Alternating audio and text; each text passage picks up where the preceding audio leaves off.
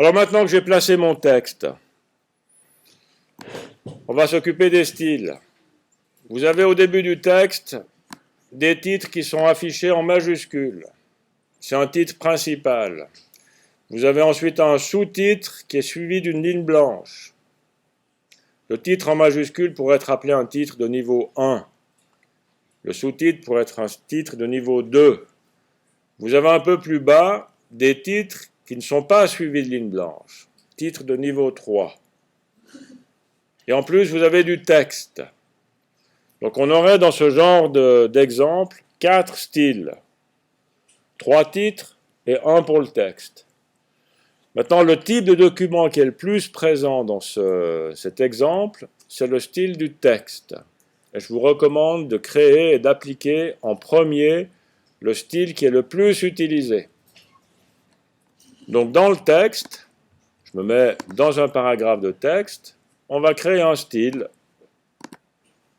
Je vais l'appeler texte, c'est le style de paragraphe pour le texte. Je me choisis un caractère, du Garamond.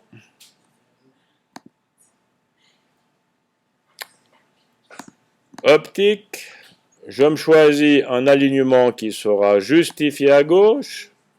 Ça veut dire que le texte sera justifié, il sera droit entre la marge de gauche et la marge de droite, et la dernière ligne du paragraphe sera alignée à gauche.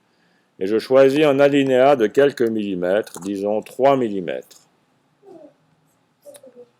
Et je valide, et j'applique ce style. Voilà à quoi va ressembler mon paragraphe.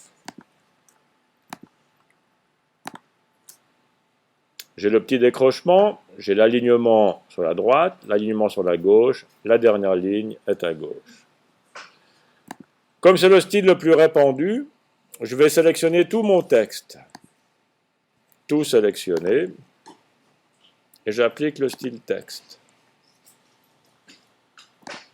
Et maintenant, je n'ai plus qu'à gérer les titres, puisque je sais que tout le texte a été attribué au style qui s'appelle texte.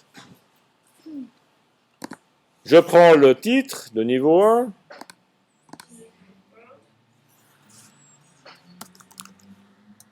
titre de niveau 1, je le construis d'après, disons, le texte. Et la seule différence, c'est que j'aimerais un titre qui soit plus grand, 18 points. J'aimerais un alignement qui soit centré. Et j'aimerais un alinéa qui soit à 0. Et je valide.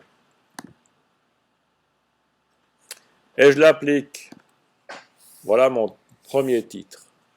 Alors par habitude, je mets toujours une couleur dans les titres. De cette façon, je peux voir si le style a bien été appliqué au titre, aux éléments de mon texte. Je prends le titre 2, je crée le style, titre 2, d'après le texte, disons à 12 ou 14, disons un style en bold, centré, pas d'alinéa,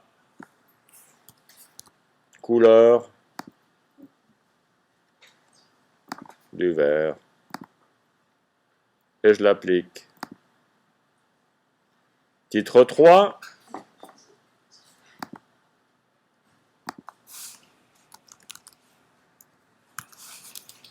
d'après texte, on va le mettre en gras, justifié à gauche, 3, on va laisser comme ça. Et une couleur, du bleu, allez, du bleu comme ça. Et je l'applique.